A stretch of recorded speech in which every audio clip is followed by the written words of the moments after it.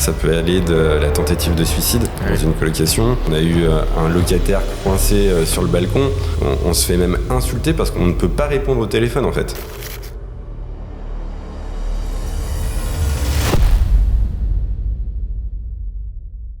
Bonjour Pierre, bienvenue dans C'est pas trop tôt. Très content de t'accueillir aujourd'hui pour parler d'immobilier, pour pas changer sur le podcast. Alors comment ça va aujourd'hui ?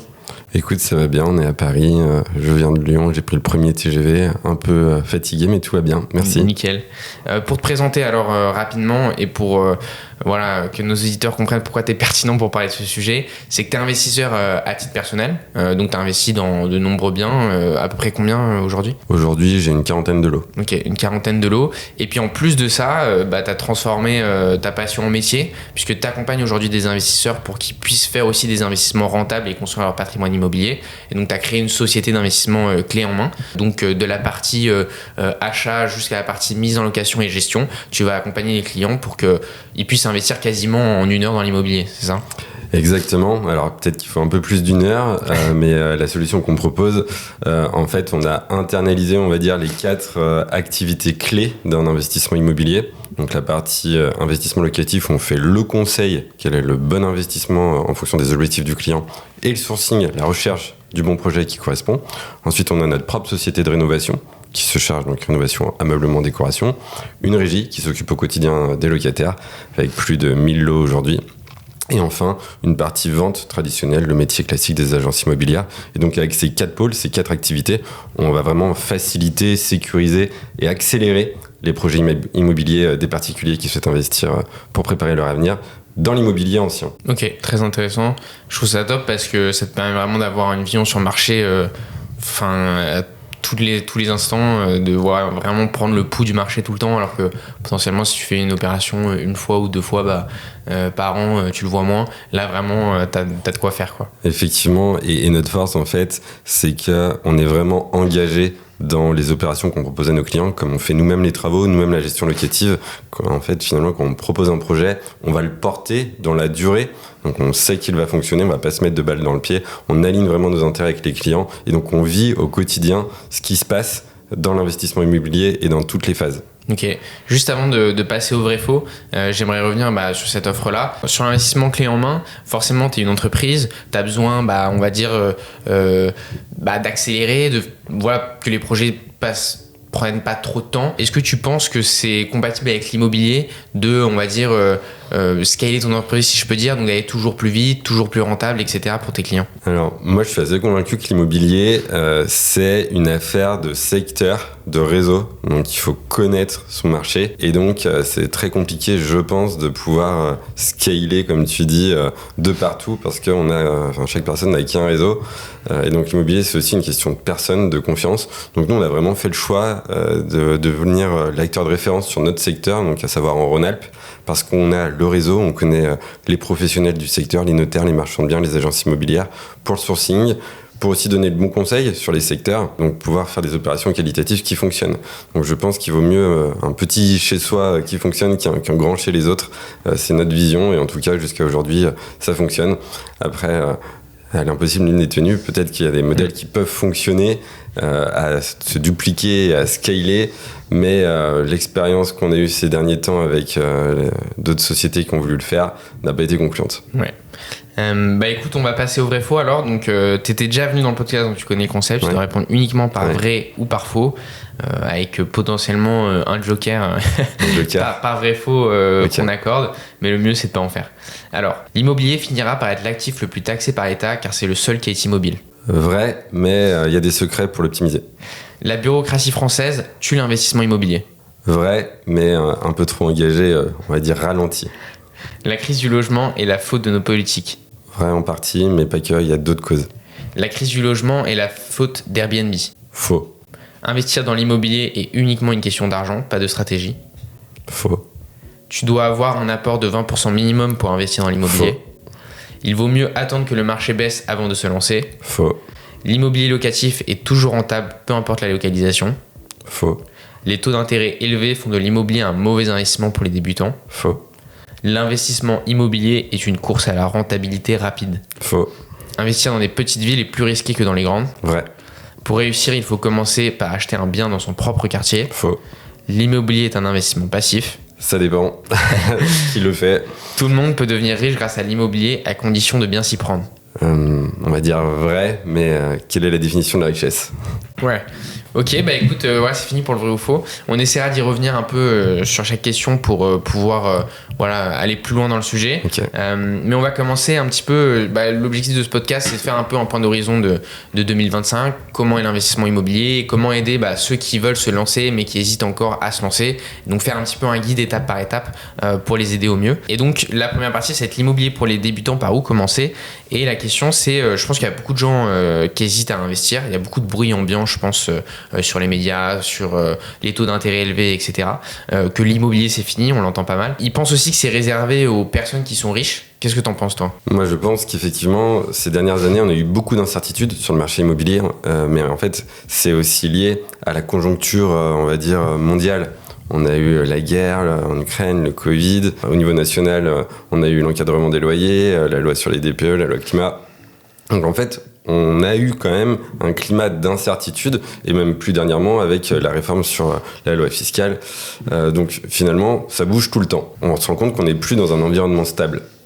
Maintenant, nous, on a vu, malgré toutes ces périodes, plein de bonnes opportunités, des très bons investissements. Et en fait, l'enseignement qu'on a aujourd'hui, avec cette expérience-là, nous, ça fait 8 ans qu'on accompagne des investisseurs, c'est qu'en fait, il n'y a jamais un moment parfait.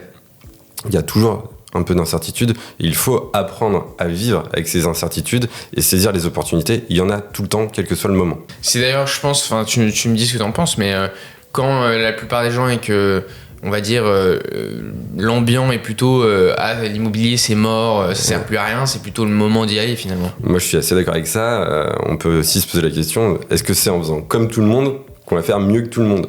Donc si tout le monde dit c'est pas le moment d'investir, en fait on va avoir les mêmes résultats si on copie et si on fait le mouton. Donc je pense qu'il faut plutôt avoir une démarche de chercher des opportunités un peu tout le temps et évaluer en fonction des critères du moment, si c'est une bonne opportunité ou pas. Mais nous, d'expérience, on en a chaque année, on a fait des super opérations. Et je pense que ça marche dans tous les types d'investissements. D'ailleurs, dès qu'on sent qu'il y a un effet de mode où tout le monde veut aller à un endroit parce que c'est l'investissement parfait, c'est souvent pas trop le bon tard. moment d'y aller. Ah oui. Et il faut attendre que les gens se disent ah non, ça sert plus à rien, les cryptos c'est mort, la bourse c'est mort. Les cryptos, les CPI, effectivement. Exactement, c'est exactement ça. Et selon toi, pour un débutant, c'est quoi, toi qui accompagnes de nombreux investisseurs, donc souvent je pense que tu as aussi vu des investisseurs qui revenaient peut-être après, je sais pas, ils étaient déçus par une formation, ils étaient déçus par un investissement qu'ils avaient fait eux-mêmes, etc. C'est quoi le top 3 des erreurs que font les débutants dans l'investissement immobilier? Alors pour moi, la plus grosse erreur que je vois fréquemment, c'est de raisonner uniquement sur justement la rentabilité et d'occulter l'aspect risque. Comme tu l'as dit, l'immobilier, ça reste un investissement et donc chaque investissement comporte des risques. Donc nous, on a une petite règle que j'aime bien citer, c'est R égale R. Plus il y a de rentabilité, plus il y a de risques. Dans l'immobilier, ça peut être le locataire qui est en impayé ou la vacance locative, on n'arrive pas à louer, ou un risque sur l'immeuble. Donc en fait, sur le papier, quand on achète pas cher, souvent on va se dire que ça va nous permettre d'avoir un maximum de rentabilité, donc on va avoir tendance à aller dans des villes éloignées, et donc on va occulter la qualité de l'emplacement pour privilégier la rentabilité. Et donc, moi, le point de vigilance, l'erreur que je vois souvent, c'est les personnes qui ne regardent que la rentabilité et qui occultent l'aspect risque et la réalité du terrain. Ça, on va dire que c'est la première erreur. La deuxième erreur que je vois souvent, c'est je vais faire tout seul. Et en fait, un an plus tard, souvent, on n'a toujours rien fait. Parce qu'en fait, on se rend compte que pour faire un investissement immobilier, ça demande beaucoup d'énergie et aussi beaucoup de compétences. Et surtout, si on veut optimiser, c'est impossible d'être excellente partout. Moi-même, malgré toutes les opérations que j'ai pu faire à titre perso ou pour nos clients, eh bien, sur la partie travaux, je m'entoure, j'ai un associé. Sur la partie gestion locative, c'est pareil. Et donc, ils sont bien plus compétents que moi. Et ce n'est pas moi qui gère mes propres investissements sur ces niveaux-là. Je dirais que c'est les deux principales erreurs. La dernière erreur que je peux voir, c'est aussi l'aspect revente. C'est un point, je pense, que beaucoup d'investisseurs oublient. Parce qu'en fait, investir dans l'immobilier, le moment où on va concrétiser l'investissement et vraiment savoir évaluer est-ce que ça a été un bon investissement, c'est le moment de la revente. Est-ce que j'ai eu une plus-value? Quelle a été la fiscalité à la revente? Et combien j'ai gagné finalement dans l'opération? Et donc, si on va sur des secteurs qui ne se valorisent pas ou pas beaucoup, finalement, on peut gagner moins d'argent que sur des secteurs où on aura eu un rendement d'exploitation plus faible, mais avec plus de revente. Et on se sera aussi facilité la revente. Donc voilà les 3 points qui me sont venus un peu au fil de l'eau. Je dirais donc ne pas faire tout seul qui représente un risque, le risque de ne rien faire. Se focaliser sur le rendement et oublier la revente. Merci. Super intéressant ton point. Et justement, on parlait d'effet de mode, l'erreur la plus récurrente. Et c'est vrai qu'il y a eu beaucoup cet effet de mode quand les taux étaient très bas, etc. Avec les formateurs immobiliers qui disaient cash flow positif. Regardez mon immeuble, je fais 1500 de cash flow positif. Tu voyais l'immeuble, c'était une maison qu'ils avaient retapée au milieu de nulle part. Et c'est vrai que sur le papier, c'est hyper intéressant. Mais c'est vrai que dans les faits, t'as de la vacance locative, et quand t'as de la vacance locative, ça te pousse à prendre des dossiers locataires qui sont pas tip top, donc ça augmente tes probabilités d'impayés. La revente, j'en parle même pas. Donc voilà, c'est vrai que c'est important comme sujet. C'est vrai que la rentabilité papier est souvent très différente de la rentabilité réelle. C'est pour ça que je pense que beaucoup de gens ont dit, et ce qui est pas complètement faux, que des formateurs vendaient du rêve, parce que dans la réalité c'est un peu plus compliqué, même s'il y en a qui font quand même du bon travail. Nous on a pu voir certains qui étaient assez bons. Ouais, je pense faut pas faire de généralité, faut essayer de prendre du recul. Ce que je dis toujours moi, c'est qu'avant de prendre un maximum de risques, il faut avoir pris un maximum de précautions. Donc ça vaut pour l'immobilier. Comme tu l'as très bien dit, les stratégies de maximiser le cash flow dans des secteurs reculés, ça oublie la règle principale de l'immobilier. Les 3 règles, je dirais, c'est l'emplacement. Ça reste la base. Ouais. Et donc, oui, il y a le tableau de rentabilité, l'impact financier, mais il y a la réalité du terrain et tous les problèmes qui peuvent en découler. Et ça, faut vraiment en avoir conscience avant de se lancer dans un investissement immobilier. Et ça peut, si ces risques s'avèrent, si on se retrouve en impayé, si on a des problèmes sur l'immeuble, ça peut générer des situations pour les investisseurs catastrophique. Donc il faut être capable d'assumer ce risque, d'où la citation, avant de prendre du risque, on prend de la sécurité. Ok. Est-ce que pour toi, justement, tu parlais d'accompagnement, à quel moment et pour quel type de profil, pour un débutant, je vais décider de me faire accompagner? Est-ce que je décide de me faire accompagner juste sur la chasse, juste sur les travaux? Est-ce que je délègue tout? C'est quoi ton conseil là-dessus? Alors moi justement, je dirais que pour moi l'étape clé, elle est en amont. C'est avant de se lancer dans la recherche. Là où il y a un accompagnement indispensable, je pense, c'est sur le conseil de quel est l'investissement idéal adapté à ma situation, mes objectifs de vie, mon profil et mes futurs projets. Et je pense qu'il y a vraiment cette étape clé de conseil en amont sur la stratégie globale. Et nous, on prend vraiment le temps de le faire et je pense que ça plaît beaucoup aux clients. Et en fait, c'est aussi ça qui est intéressant, c'est que du coup, on n'a pas une approche catalogue. On vend pas du produit, on vend du conseil. Donc on a d'abord cette étape de conseil, quel est le produit d'investissement adapté, et ensuite on va se faire accompagner. On peut très bien, je pense, se faire accompagner que sur la recherche ou que sur les travaux, si on a du temps et qu'on s'est un peu formé. Il n'y a pas de difficulté, mais il faut avoir conscience qu'un professionnel qui a fait 1000 opérations va forcément être plus efficace qu'un particulier qui aura passé une dizaine d'heures à se former et qui regarde le bon coin. Nous, les opérations qu'on trouve, elles sont pas sur Internet, c'est que du réseau, elles viennent à nous. Donc je fais souvent la comparaison. C'est facile de se faire manger, mais on va quand même au restaurant. Ouais. Pour investir dans l'immobilier, oui, on peut se débrouiller par soi-même, mais est-ce que ça va être aussi bon que si on délègue un professionnel qui l'a fait 1000 fois et qui maîtrise tous les pièges à éviter? Moi, je pense qu'en fait, se faire accompagner, déjà sur la phase de conseil, c'est indispensable. Et ensuite, sur la réalisation du projet, il y a tellement de pièges. Je pense que c'est pas un coût, en fait. Ce qu'il faut regarder, c'est surtout combien ça rapporte. Oui, c'est ça. Et c'est intéressant parce que c'est un peu... Je reviens sur les formations, même si je pense que les formations, c'est très bien, mais c'est un de leurs défauts, c'est qu'elles vont t'apprendre une stratégie ou une façon de faire, mais c'est pas du tout forcément ce qui est intéressant pour toi. Tu vas pas du tout avoir le même conseil pour une personne qui a 50 ans, qui veut juste investir pour sa retraite, etc. Bien sûr. Que le mec de 25 ans qui est dépassé au taf, qui a pas le temps du tout d'investir, etc. Donc je pense qu'en effet la partie conseil est très importante, et surtout au niveau profil de risque. Moi j'ai rencontré des gens, ils veulent pas entendre parler du bien, tu vois. D'autres qui veulent beaucoup plus s'investir, beaucoup plus regarder. Dans ce cas-là, tu vas aussi pas forcément proposer le même type d'exploitation. De la colocation ou du Airbnb, c'est pas du tout la même chose qu'un studio étudiant, par exemple. Complètement. Et c'est pas les mêmes enjeux en termes de risque locatif, en termes de revente, en termes d'horizon de plus-value. Donc chaque produit immobilier répond à des objectifs qui lui sont propres. Et donc c'est essentiel de coller les objectifs avec ceux de l'investisseur. Et c'est pour ça que moi je n'aime pas avoir une approche produit, mais plus une approche client. On part du client, quel est son investissement idéal, et ensuite on lui trouve le produit correspondant. Je pense que c'est ça la bonne approche à avoir. C'est intéressant. Et sur la partie conseil, donc on a parlé de la partie. Il y a un conseil sur la partie localisation où tu vas investir parce que forcément aussi ça impacte le risque. Ouais. Et tu as une partie, comme on a dit, exploitation. Donc comment tu vas exploiter le bien et quel type de stratégie tu vas mettre en place. Et aussi, tu as aussi une stratégie financière et notamment sur l'apport. Donc c'est une question que j'aimerais te poser. Est-ce qu'aujourd'hui, avec les taux un peu plus élevés, même si ça commence à rebaisser, qu'est-ce que tu conseilles sur l'apport ? Est-ce qu'il faut en mettre le moins possible pour justement maximiser l'effet de levier et maximiser ton taux de rendement interne ou alors il faut mieux mettre plus d'apport, être un peu plus large en niveau cash, peut-être cash flow justement, faire moins de cash flow négatif. C'est quoi ta vision là-dessus ? Alors, juste avant de répondre à la question sur l'effet de levier, juste pour revenir sur, tu as cité les aspects de conseil à avoir sur le projet immobilier. Moi, je pense qu'il faut définir en fait 5 grands paramètres avant de se lancer. C'est le secteur et la typologie de biens, les éléments financiers, qu'est-ce qu'on vise en termes de rentabilité, d'impact sur la trésorerie, c'est le montage fiscal, qu'est-ce qu'on prévoit comme type de travaux et dans quelle configuration on va mettre le bien, et notre future gestion locative, quelle est notre demande, notre cible, notre loyer. Je pense que c'est important de se mettre d'accord avec soi-même sur ces 5 paramètres-là avant de se lancer. Et maintenant, pour répondre à la question sur l'effet de levier, j'ai encore une fois envie de dire, en fait, il n'y a pas de règle. Ça dépend en fonction de chaque situation.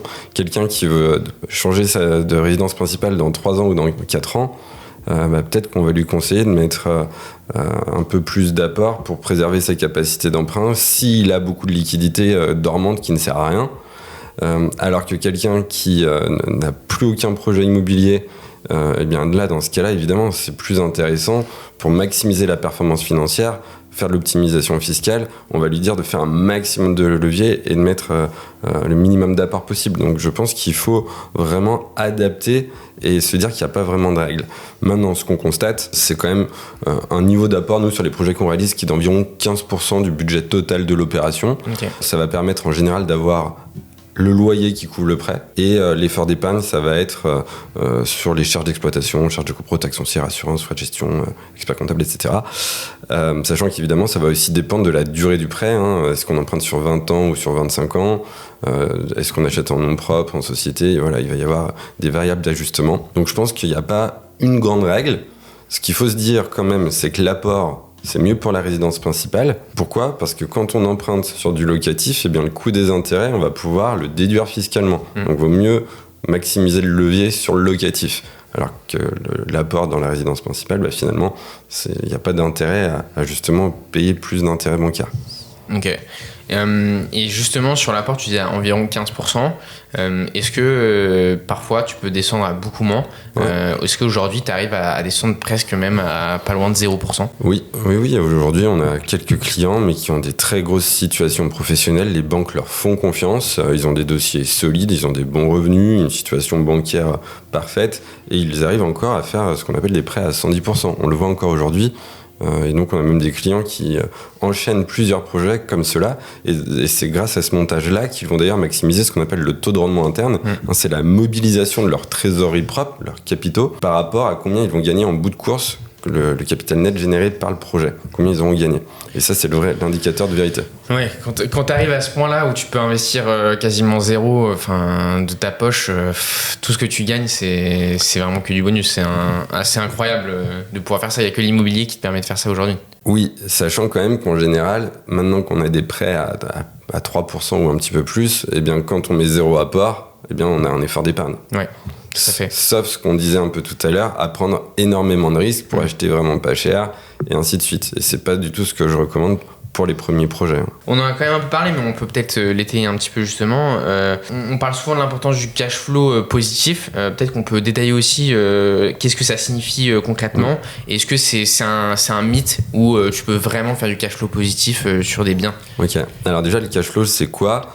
Ça va être la différence entre le loyer qu'on touche tous les mois moins le prêt. Ça, c'est ce qu'on va appeler la trésorerie brute ou le cash flow brut. Et ensuite, on va avoir un deuxième niveau, le cash flow net ou la trésorerie nette. C'est une fois qu'on a déduit toutes les charges d'exploitation, ce que je disais un peu tout à l'heure, charges de copro, taxes foncières, assurance, frais d'agence immobilière, expert comptable, bref, tous les frais liés à l'exploitation. Et on peut même rajouter la fiscalité. Donc, évidemment, c'est le rêve pour avoir des revenus complémentaires, être en situation un peu de rente, d'avoir une trésorerie positive. Maintenant, dans la réalité, qu'est-ce qu'on voit ? C'est que pour atteindre ce cash flow positif, donc déjà, il faut soit des durées de prêt qui sont les plus longues possibles, on voit du 25 ans, parfois même du 27 ans. Et aujourd'hui, avec la remontée des taux, eh bien, le niveau d'apport pour atteindre ce cash flow positif va avoir tendance à être plus élevé. Et où il va falloir aller sur des opérations avec plus de rentabilité, du type colocation, immeuble de rapport, Airbnb. Et donc, c'est un peu c'est des opérations qui vont booster la rentabilité, donc qui vont permettre d'optimiser la trésorerie selon le dimensionnement du prêt, mais qui sont aussi légèrement avec plus de risques.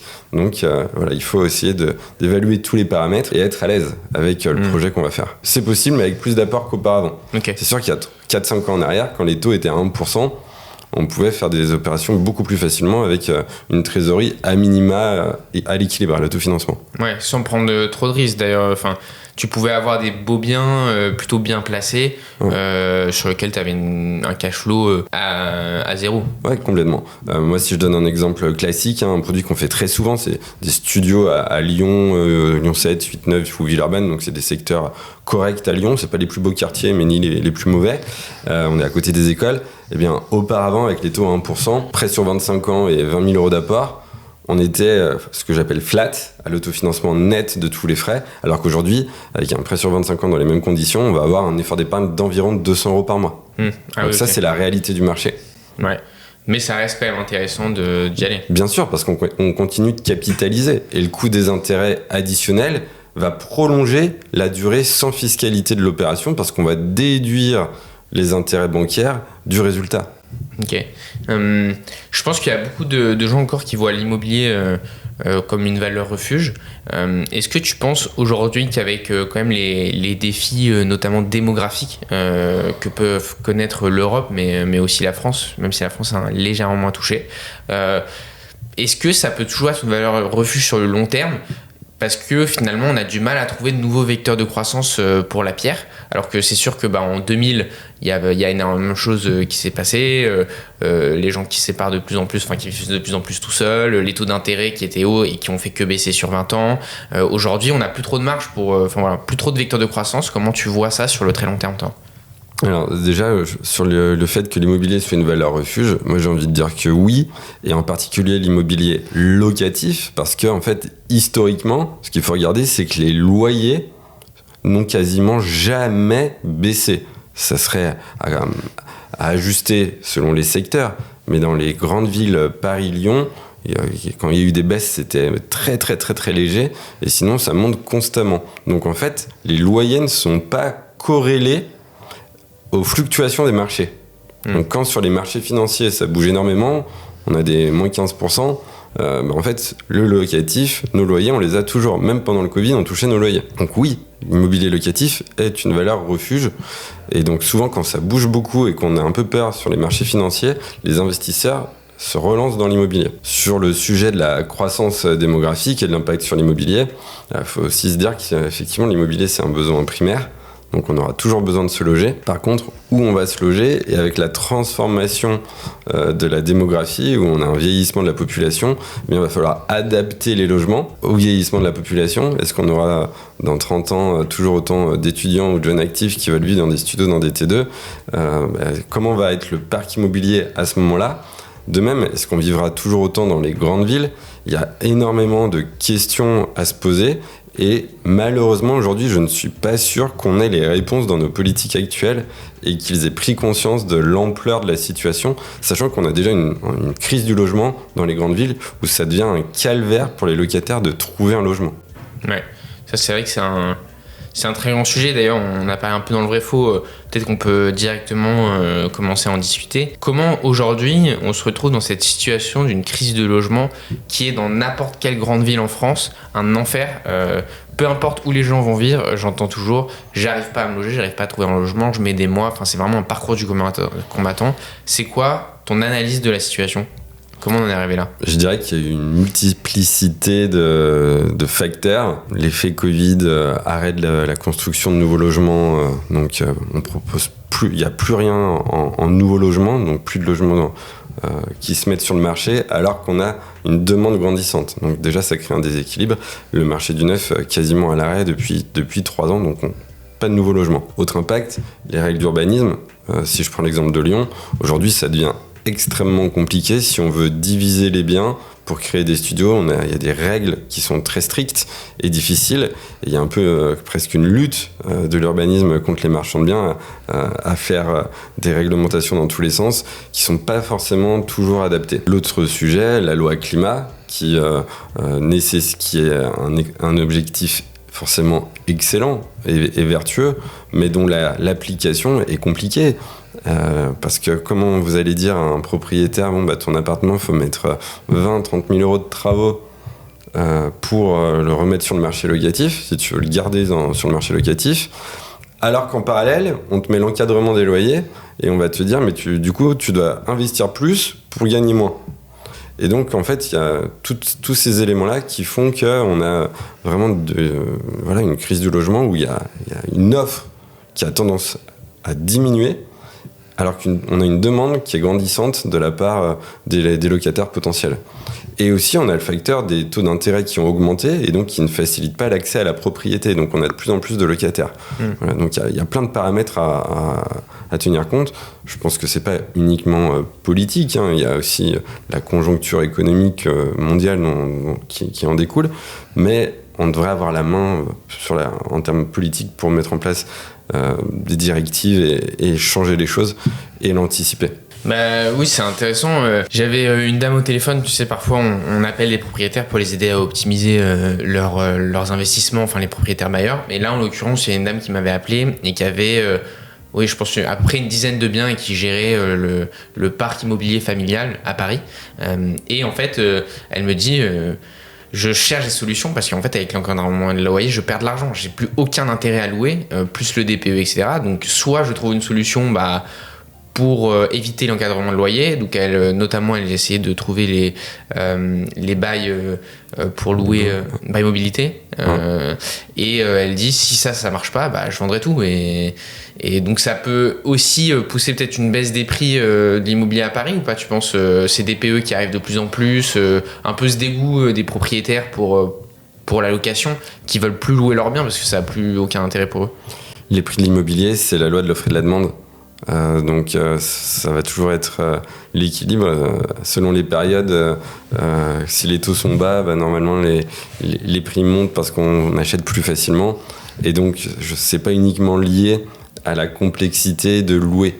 Je pense que l'analyse est plus globale. Et après, je pense aussi qu'il y a forcément des leviers d'optimisation que la dame que tu as eu au téléphone n'avait peut-être pas connaissance. Parce qu'aujourd'hui, si on est compétent sur le plan fiscal, sur le plan urbanisme, rénovation, on arrive quand même à s'en sortir avec des loyers largement corrects et à rentabiliser son investissement. Mais les méthodes d'aujourd'hui ne sont plus celles d'il y a 10 ans parce qu'il y a eu énormément d'évolutions et il faut être à la page en termes de fiscalité, d'encadrement des loyers, des travaux énergétiques. Aujourd'hui, on peut facilement améliorer la performance énergétique sans mettre 30 000 euros de travaux. On change une VMC de radiateur si on est en étage intermédiaire, en général, on gagne une note. On n'a pas forcément besoin de démolir tout l'appartement, de tout isoler. Il y a des choses à faire. Il faut regarder dans sa globalité. Et c'est vrai que le réflexe spontané, c'est de dire faut que j'isole tout, faut que je change les fenêtres, alors que ce sont les postes les plus onéreux, alors qu'il y a plein de petits postes qui peuvent déjà avoir un impact important. Ok. Maintenant, on va parler peut-être du choix du secteur et du bien immobilier. Est-ce que, peut-être pour ceux qui veulent se lancer et qui pour l'instant veulent essayer tout seul, c'est quoi ta règle d'or pour toi pour choisir un bien immobilier ? L'emplacement. Et de l'emplacement découlent 3 questions essentielles. Est-ce que j'achète bien ? Est-ce que le prix d'achat est cohérent par rapport au marché et à l'état du bien ? Est-ce que je vais bien louer ? Quelle est ma demande locative ? Et demain, est-ce que je vais bien revendre ? Et donc, si j'achète bien, que je loue bien et que je pourrais bien revendre, eh bien forcément, je vais faire un bon investissement. Donc déjà, avoir cette analyse-là, c'est une superbe première étape. Et si je devais compléter, moi, j'aime bien dire aussi que le bon investissement, c'est celui qui est dimensionné pour pouvoir faire celui d'après.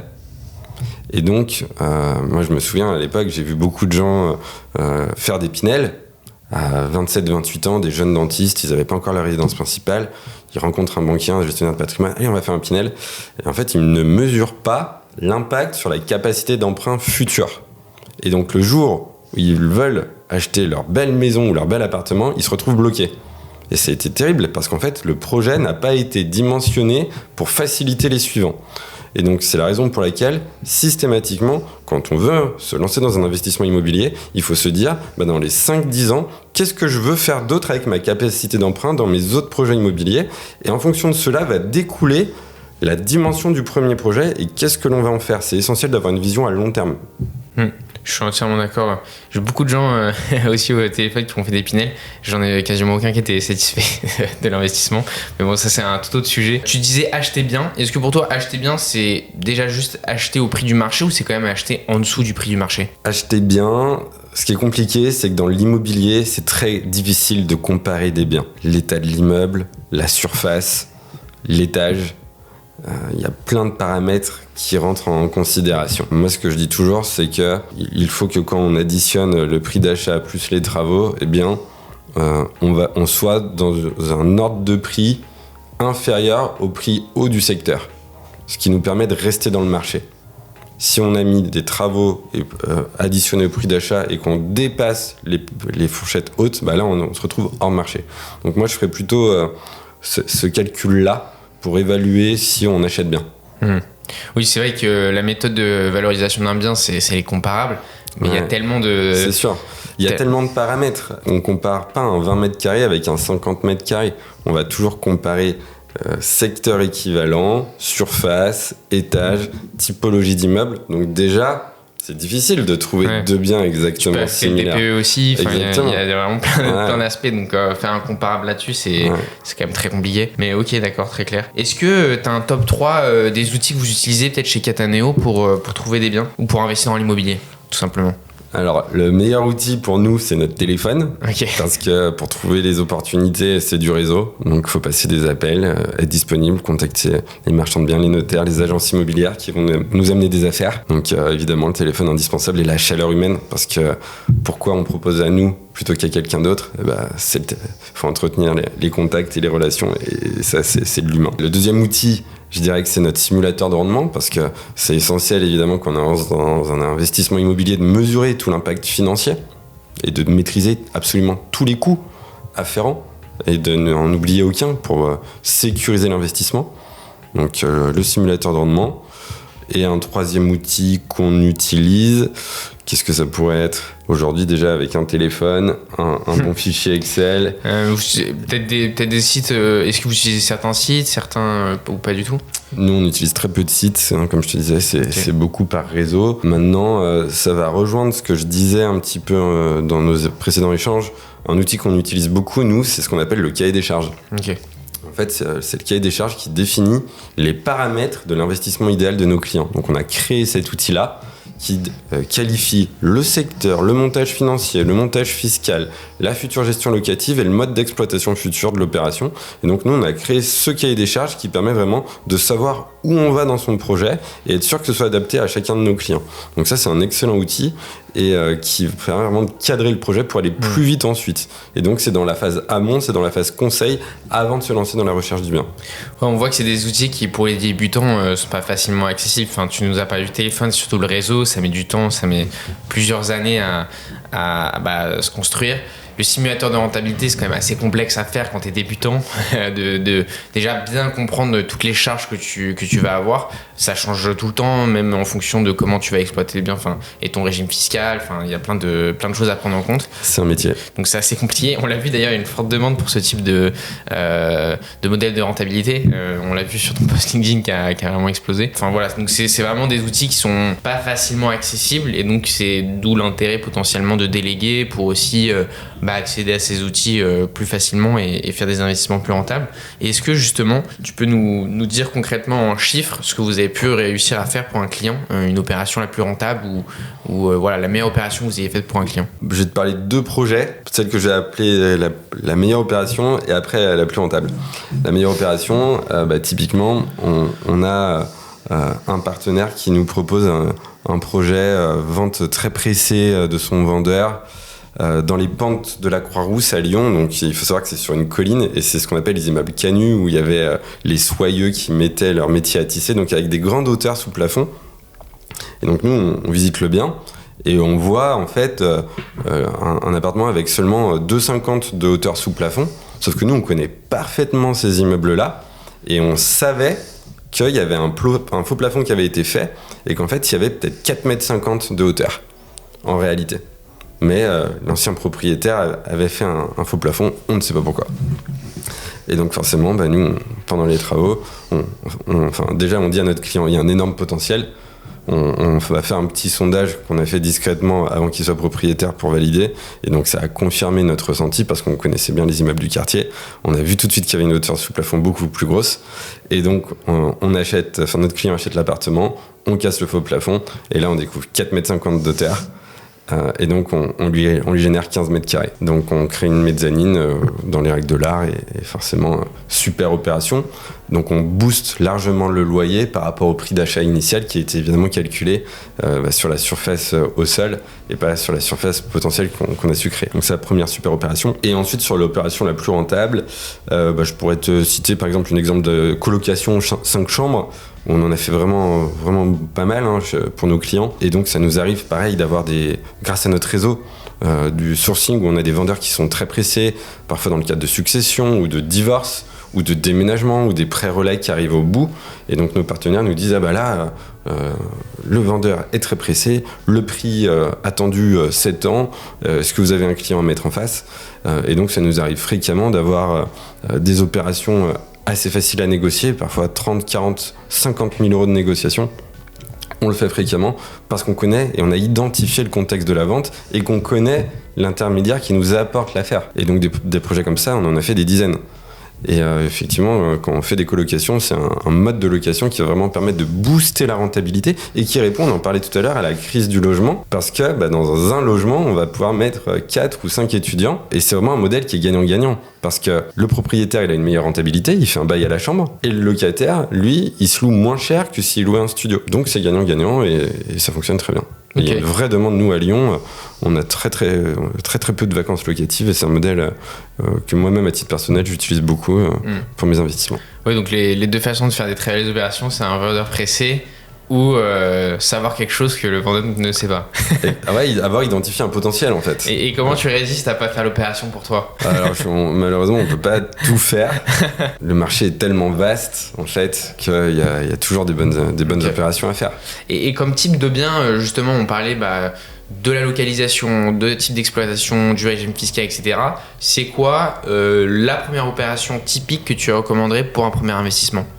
Alors ça va quand même dépendre un peu de l'âge, de la situation, de combien gagne le client. Moi je dirais que souvent le projet, on va dire classique que l'on peut faire, ça va être une fois que le client est déjà propriétaire de sa résidence principale depuis 2-3 ans, eh bien il a récupéré un peu de capacité d'emprunt, il veut commencer à préparer son avenir, donc c'est le profil 35-40 ans qui a des enfants, pas forcément le temps ni les compétences, déjà sa résidence principale, et donc là on va souvent lui préconiser de faire un studio dans une zone à côté des universités à Lyon, qui sont des zones qui restent encore un petit peu populaires, donc on achète beaucoup moins cher que dans l'hypercentre, donc on a un bon équilibre entre la rentabilité, la sécurité locative comme on est à côté des écoles, et ça reste des biens qui sont très liquides, parce que ce sont des biens qui ne sont pas sur le marché, et très demandés. Donc si on a besoin de récupérer les fonds, c'est assez facile, et donc c'est un premier investissement, on va dire, équilibré, risque 4-5 sur 10, bonne rentabilité, peu de risques, qui prépare l'avenir, et donc c'est des opérations comme ça, on doit en faire une 40aine par an, et ça fonctionne très bien. Oui, c'est vrai que c'est un risque qu'on n'a pas encore cité, la liquidité, et qui est importante. C'est vrai que quand tu vas investir dans un hypercentre, le bien, tu peux le revendre très rapidement et donc retrouver ton cash.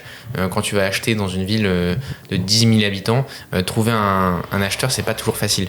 et notamment pour une colocation de 5 personnes, de 5 chambres, la liquidité va être moins bonne parce que tu vas pas avoir un jeune couple qui va vouloir s'y installer pour sa résidence principale, c'est trop grand, tu vas surtout trouver des investisseurs et donc ça va être un peu plus de temps. Alors complètement, tu soulèves un sujet qui est hyper important, c'est qu'en fait dans la liquidité, il y a un facteur à prendre en compte, c'est est-ce que mon appartement, dans la configuration que je vais lui donner, va être liquide? Et donc tu cites la colocation, eh bien il y a des acteurs sur le marché qui proposent de faire une salle de bain par chambre.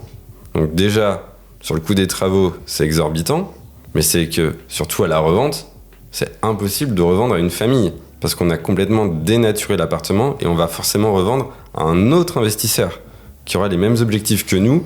Et donc si le loyer n'a pas augmenté, eh bien la valeur de l'investissement, donc le prix de revente, n'aura pas augmenté parce que c'est un pur produit de rendement et d'investissement. C'est la raison pour laquelle nous, quand on fait des colocations, on va plutôt tendance à ne vouloir pas dénaturer l'appartement. On va toujours laisser 1 ou 2 salles de bain. Et ça fonctionne très bien parce qu'il y a tellement de demandes locatives et les colocataires ont des règles de vie et ça fonctionne. Mais je pense que c'est important de ne pas dénaturer l'appartement. On parle aussi beaucoup des immeubles de rapport en ce moment. C'est à la mode. En fait, il ne faut pas oublier que dans les immeubles de rapport, il y a le mot rapport. On achète un rendement locatif. Et donc, si demain on veut revendre, on va forcément revendre à quelqu'un qui cherche à son tour un rapport et donc un rendement locatif. Donc, on s'adresse à nouveau à un investisseur. Et donc, même problème que pour le produit d'investissement, si les loyers n'ont pas augmenté ou si on n'a pas optimiser, valoriser l'actif, il y a très peu de chances qu'on ait de la prise de valeur le jour où on revend. Et c'est du coup beaucoup moins liquide le jour où on veut revendre des biens d'investisseurs. Donc souvent la bonne formule, ça peut être de faire donc, T3, T4, petite colocation qui peut se revendre à de la famille, un T2 qui va se revendre aussi bien à un investisseur ou un jeune actif ou un couple, ou même des studios, on en voit beaucoup qui peuvent se revendre à des parents qui achètent pour leurs enfants ou à d'autres investisseurs parce que ça reste un produit d'investissement accessible où il y a énormément de demandes. Ok. Oui, mais c'est sûr que je pense que pour maximiser ta valeur de revente, le mieux, c'est entre guillemets de créer l'effet coup de cœur pour quelqu'un qui cherche sa résidence principale. Ouais. Donc si tu enlèves tous ces acheteurs potentiels, ton potentiel de maximisation de la valeur de ton bien, tu sais déjà que tu n'iras pas chercher la fourchette haute du prix du marché. Aujourd'hui, il y a environ 1 transaction sur 5 qui est faite pour un investisseur. Okay. Donc, si on configure son appartement, son actif, vraiment sur un produit 100% investisseur, eh bien, on se coupe de 80% des acheteurs potentiels. En fait. Ouais.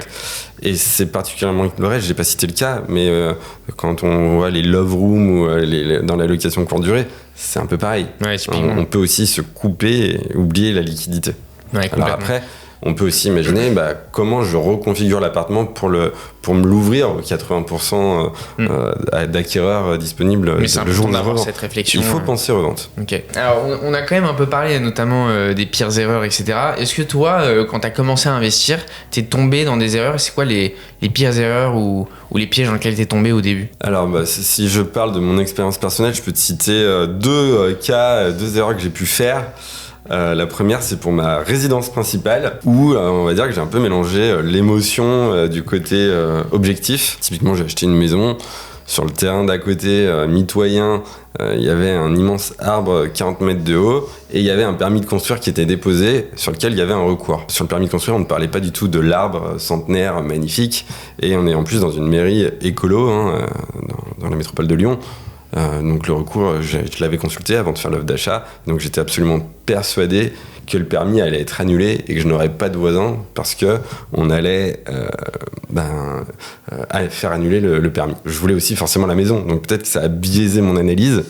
J'ai acheté la maison et aujourd'hui, du coup, sur le terrain d'à côté, malheureusement, on a perdu le recours et donc l'arbre a été détruit et on a une maison mitoyenne à côté de chez moi. Pas mitoyenne, pardon, mais en limite de propriété. Donc voilà, l'erreur, ça pourrait être de dire attention à ne pas mélanger les sentiments, les émotions du côté objectif. Ça, c'était une de mes erreurs. Une deuxième, sur mon premier investissement locatif que j'ai fait par manque de temps et simplicité. En fait, j'ai acheté un appartement vendu-loué avec un bail en cours. Et donc à l'époque, c'était il y a 15 ans, j'y connaissais rien, mais c'est comme ça que j'ai appris aussi. Eh bien, j'avais acheté avec un bail en location nue. Et donc c'est comme ça que j'ai découvert un an après, mais tiens, ça a un impact sur mon imposition. J'enlève 30% d'abattement et après, je suis imposé dans ma tranche marginale d'impôt plus les prélèvements sociaux. Ah oui, ça fait mal, comment on pourrait optimiser tout ça? Et donc, après, j'ai négocié avec le locataire un passage en location meublée pour optimiser ma fiscalité. Voilà, l'erreur, ça pourrait être ne pas sous-estimer la fiscalité quand on investit et se renseigner. Ok, super intéressant. Justement, on va parler un petit peu fiscalité après. Avant, je trouve ça intéressant sur la résidence principale. Est-ce que pour toi, justement, quand c'est ton premier achat de résidence principale, que tu es encore un peu jeune, c'est plus important de le voir encore comme un investissement que comme un achat où tu vas te faire plaisir, tu vas vraiment acheter l'endroit de tes rêves, etc. Comment tu conseillerais une personne qui souhaite acheter sa résidence principale ? Évidemment, il y a le côté confort et coup de cœur dans une résidence principale qui est beaucoup moins important dans un locatif. Pour moi, c'est vraiment deux logiques différentes à avoir. Je pense que sa résidence principale, il faut quand même avoir un aspect financier derrière. Ça reste un investissement qui va nous permettre de capitaliser, de gagner de l'argent. Et donc, il faut quand même essayer d'acheter correctement. Je pense qu'il y a un horizon de temps qui est important. Parce que quand on investit dans l'IMO, on va avoir des frais de notaire, des coûts d'entretien, taxes foncières, etc. Et donc quand on achète sa résidence principale, si on sait à l'avance que dans 3 ans, on va devoir à nouveau déménager parce que on va avoir des enfants ou une famille, ou on avait acheté seul, on s'installe avec son conjoint dans 3 ans, eh bien peut-être que c'est pas le bon investissement à faire d'acheter sa résidence principale. Peut-être qu'il vaut mieux d'abord faire un locatif, ou rester locataire et investir en parallèle, et acheter et reporter son achat de résidence principale dans un second temps. Voilà, je pense qu'il faut vraiment essayer d'avoir quand même une approche rationnelle, même pour sa résidence principale. Ouais, je pense que la résidence principale, ça peut soit être le pire, soit le meilleur investissement de quelqu'un en général dans sa vie, surtout en France. Quand les prix de l'immobilier, là, ces 10 dernières années, avaient des augmentations de 5 à 10% chaque année, il y a eu des affaires incroyables en résidence principale où en 3 ans, on faisait des allers-retours, on s'enrichissait.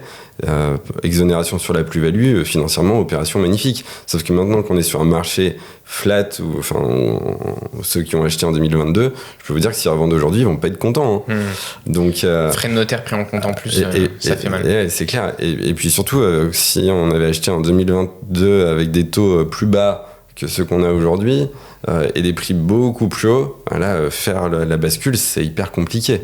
La transition, et génère même un blocage sur le marché actuel, parce qu'il faut psychologiquement se dire tiens, je dois débloquer, arrêter un investissement, perdre de l'argent alors que j'ai un taux hyper bas, c'est compliqué. Il y a des ventes qui ne se font pas à cause de cette situation-là. J'ai analysé une société, je sais pas si tu la connais, mais qui aidait les jeunes cadres à acheter leur appartement en leur donnant justement de l'apport en plus, mais c'était quand même très très cher. Ils prenaient, je crois, 15% du bien, de la valeur du bien à la revente, etc. Et voilà, ils se sont lancés en 2020, je crois, donc ils ont fait tous leurs achats en 2020-2022. Et là, ils arrivent au moment où tous leurs clients veulent revendre, parce qu'en moyenne, ils disent c'est 5 ans la détention de ta première résidence principale. Donc c'est une erreur financière énorme pour les investisseurs qui vont se retrouver avec des frais de notaire, des prix qui ont baissé, les frais de remboursement anticipé. Il y a énormément de frais. Je pense que ça va être catastrophique. C'est d'où l'importance quand on achète sa résidence principale, vraiment d'avoir un horizon de temps. Combien de temps je vais rester? Est-ce que j'aurai suffisamment amorti sur mon prêt pour rembourser les frais de notaire et me faciliter l'investissement suivant? Et si c'est pas le cas, eh bien effectivement ça arrive à beaucoup de nos clients, ils restent locataires, il faut un petit locatif bien dimensionné pour préserver leur capacité d'emprunt, pour que dans 3-4 ans, le jour où ils achètent leur résidence principale, ils puissent le faire et du coup gagner de l'argent dans leur projet stratégie immobilière. Super. On va passer à l'étape de la fiscalité et de l'État français. Est-ce qu'avec toutes les réglementations qui sont mises en place, donc l'encadrement des loyers, le DPE, là ils ont passé à de nouvelles lois pour enlever un avantage fiscal pour les investisseurs immobiliers. Est-ce que tu penses que l'État déteste les investisseurs ? Non. Je pense que l'État cherche de l'argent de partout. On connaît la situation sur la dette publique, et donc je pense que c'est plutôt ça le motif. Et en fait, les bailleurs privés ont un rôle clé au quotidien dans le fonctionnement du pays.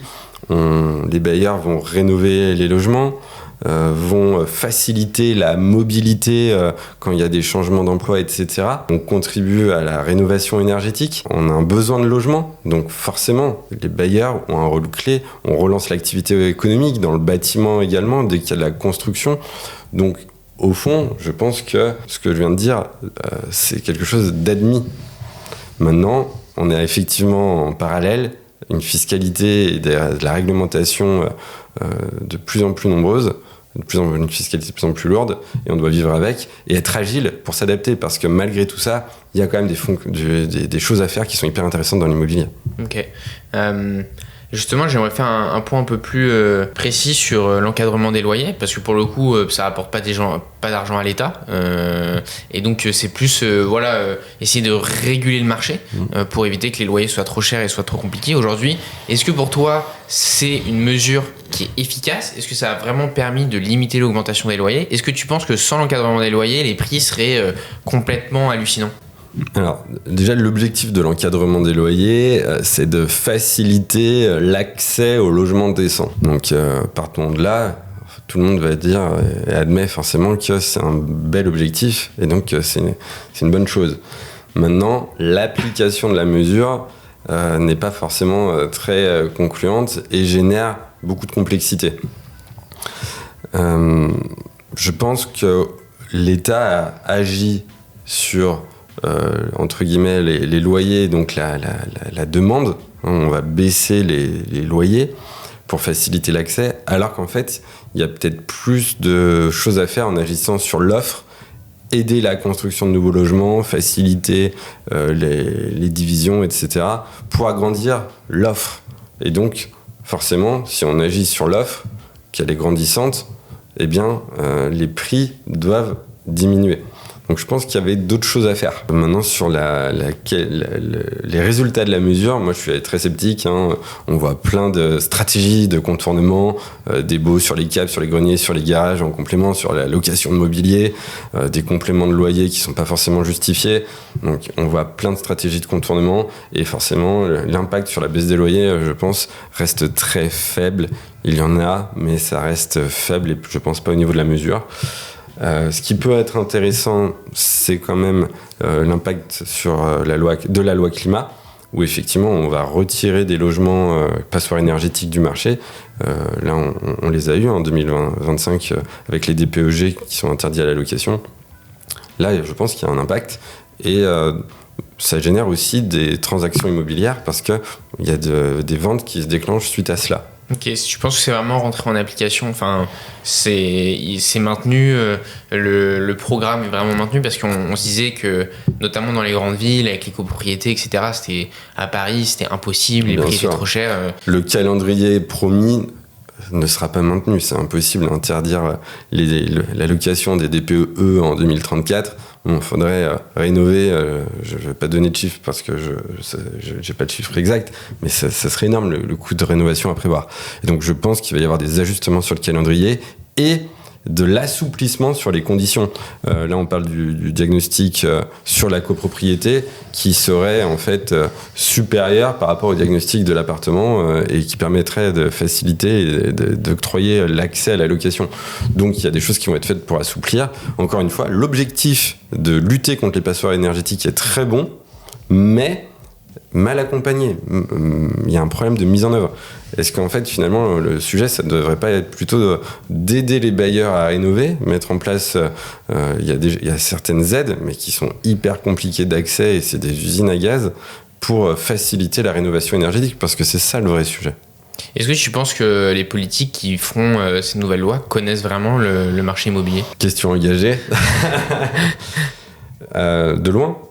Je trouve ça dommage qu'il n'y ait pas assez de concertation avec les acteurs comme nous. Certes, on a aussi des fédérations de nos métiers, mais je ne pense pas qu'elles soient aussi assez impliqués dans le processus de décision. Et malheureusement, j'ai souvent l'impression qu'il y a des lois et des mesures qui sont démagogiques. C'est celle qu'on vient de citer, l'encadrement des loyers, forcément c'est démagogique, on facilite l'accès au logement. Par contre, la mise en œuvre, c'est un enfer. Nous, nos baux, aujourd'hui, on rajoute 3 pages, on génère des annonces avec des mentions légales qui sont terribles. Si on se trompe d'une virgule, on peut avoir des contrôles de la DGCCRF ou de la commission de contrôle des loyers à Lyon. Ça devient un enfer.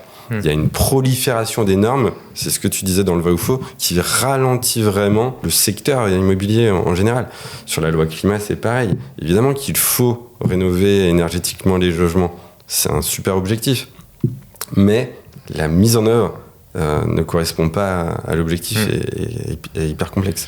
Bah, c'est sûr qu'après c'est très compliqué parce que ceux qui font les lois ne connaissent pas forcément les secteurs qui vont être impactés par les lois qu'ils font. Enfin, c'est logique, hein. En général c'est des politiques, donc ils connaissent pas vraiment.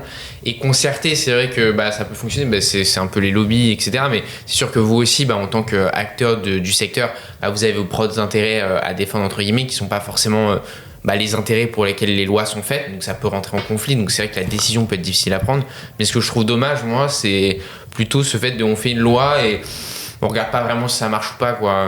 On va pas vraiment faire on est à tel chiffre, on regarde si l'objectif est atteint ou pas, et sinon on change et on modifie. Je trouve que c'est cet aspect suivi qui manque un peu, alors que faut tenter. Et je t'es entrepreneur aussi, tu tentes plein de choses et souvent ça marche pas. Donc je trouve ça bien, mais par contre, tu en prends conscience que ça va pas fonctionner et tu modifies, quoi.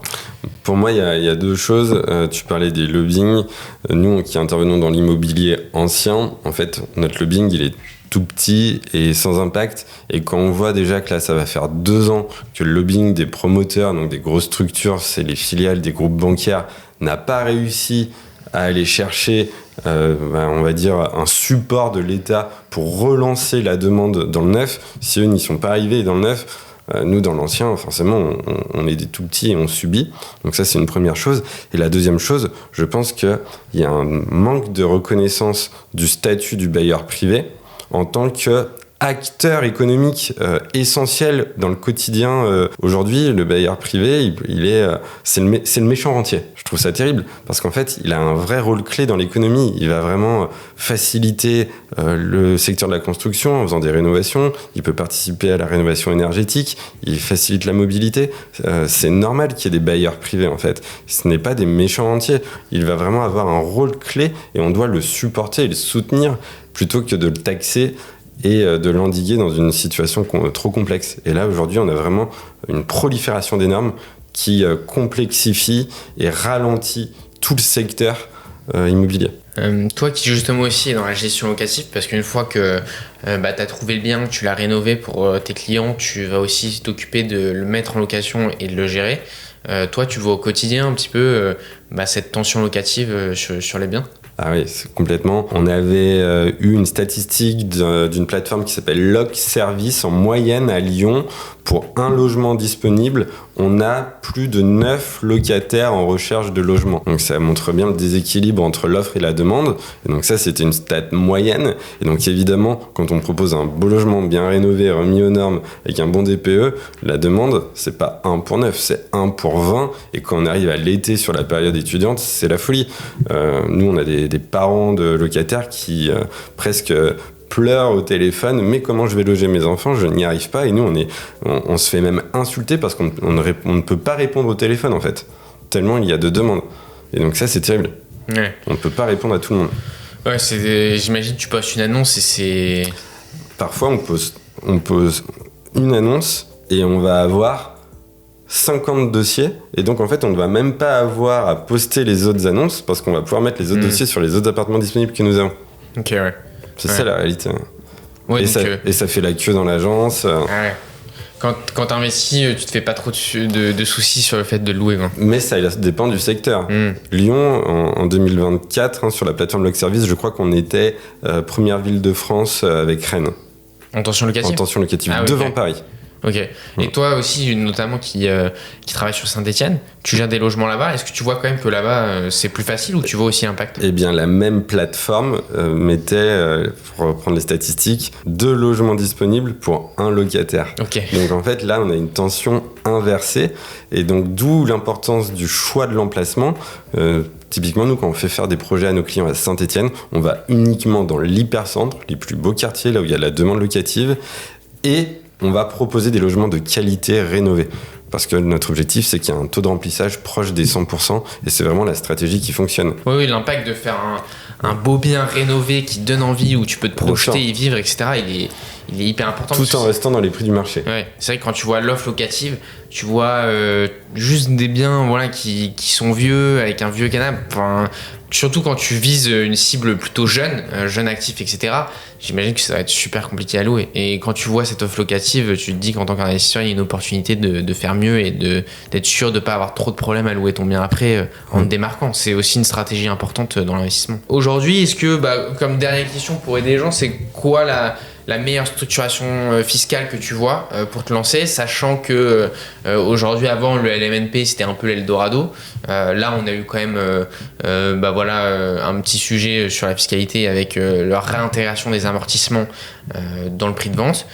Donc forcément, on parlait de revente, la fiscalité, ça peut faire mal parce que potentiellement, sur le papier, tu fais pas de plus-value, mais vu que tu as pris en compte les amortissements, tu peux quand même payer de l'imposition.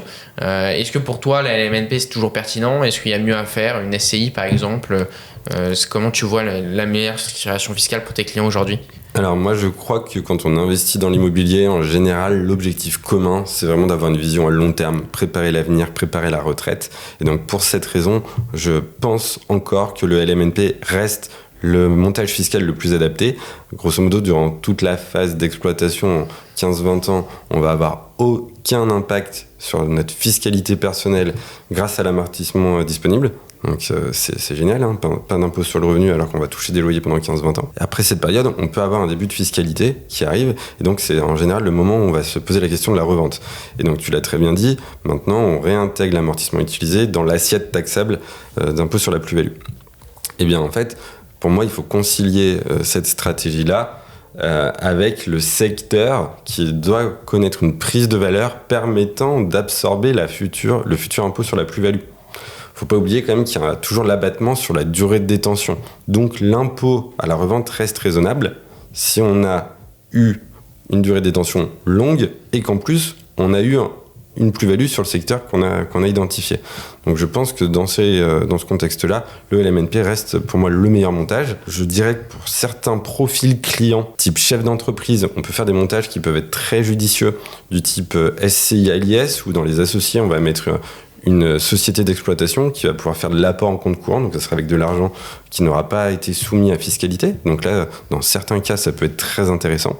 Donc on s'adapte un peu en fonction de chacun. Ce qui est bien aussi, je reviens au LMNP, c'est que vraiment, on va lisser la situation dans le temps. C'est pas comme un montage en déficit foncier où une fois qu'on a passé son déficit, on peut ensuite payer de l'impôt sur le revenu, sur les revenus fonciers. Donc moi, j'aime bien cet aspect de maîtriser dans le temps l'impact fiscal. Okay. Maintenant, point de vigilance, là, depuis peu, on parle potentiellement d'une réforme du statut du bailleur unique en termes de fiscal. Donc on attend de voir ce qui va se passer. On parle d'une harmonisation entre les revenus fonciers et le meublé, le BIC. On ne sait pas à quelle sauce on va être mangé. Quoi qu'il en soit, il y aura toujours, comme ça a toujours été le cas, des opportunités à saisir. Et le but dans l'immobilier, de toute façon, c'est d'être agile pour s'adapter aux évolutions de l'environnement. Nous, ce n'est pas parce qu'il y a eu la réforme sur le LMNP qu'on a arrêté de travailler. Au contraire, l'immobilier, on a toujours du levier, on a toujours de l'enrichissement. Et avec cette vision à long terme, comme je l'ai explicité avant, on s'enrichit et ça reste un superbe actif. Super. T'as donné beaucoup de conseils. Si tu devais en choisir qu'un pour ceux qui veulent se lancer dans l'immobilier, qu'est-ce que ça serait? Je dirais vraiment R égale R. Ok. Penser plus on a de risques, plus on a de rentabilité. Ouais. Je pense que c'est quelque chose qui est souvent oublié. Donc, justement, on parlait du fait que tu étais gestionnaire locatif. Pour que les gens se rendent compte un peu du risque aussi que ça peut être potentiellement les galères que ça peut être de gérer et l'intérêt de déléguer souvent. C'est quoi un petit peu les pires galères que tu as pu avoir avec des locataires à gérer? Donc, avant de raconter les galères que j'ai vécues, je veux quand même donner un cadre parce que forcément, nous, on a une régie qui existe depuis 8 ans. En ce moment, en gestion, on a 1000 lots, donc ça veut dire qu'en 8 ans, peut-être qu'on a vu défiler 4000 locataires. Donc c'est pour donner le cadre et la probabilité, mais donc effectivement, on a eu certains cas, on va dire, extrêmes. Ça peut aller de la tentative de suicide dans une colocation. Truc un peu plus drôle, on a eu un locataire coincé sur le balcon. Et puis plus dernièrement, malheureusement, on a eu un décès dans un appartement qu'on a appris par le syndic qui avait missionné les pompiers parce qu'il y avait une odeur dans l'appartement qui se dégageait dans les couloirs. Et donc, en fait, a priori, le locataire était décédé depuis 3 semaines, personne âgée de mort naturelle. Mais il y avait eu tout un travail d'enquête pour retrouver les héritiers. Et donc, impossible à louer pendant 3 mois. Grosse mission pour désinfecter, gros travaux derrière. Donc, on a ce genre de situation. Donc, il faut savoir que là, je donne des cas extrêmes, mais l'immobilier locatif, en gestion, il y a quand même du travail et des situations de vie, des situations humaines. Et je pense que oui, l'investissement locatif, ça reste des chiffres sur le papier, mais il y a de l'humain derrière. Et donc, il faut savoir corréler les deux et faire en sorte que tout matche. Ouais, complètement. Écoute, merci beaucoup d'avoir participé au podcast C'est pas trop tôt. Je pense que c'était super intéressant pour tout le monde. Si jamais il y a des personnes qui veulent travailler avec toi et commencer à investir dans l'immobilier, les liens sont en description et donc ils peuvent faire directement un rendez-vous avec toi, c'est ça, pour échanger notamment sur leur stratégie. Le premier rendez-vous est 100% gratuit. Oui, super. Merci Thibaut. Avec grand plaisir et puis on se dit à la prochaine. Très bien. Salut. Merci. Salut.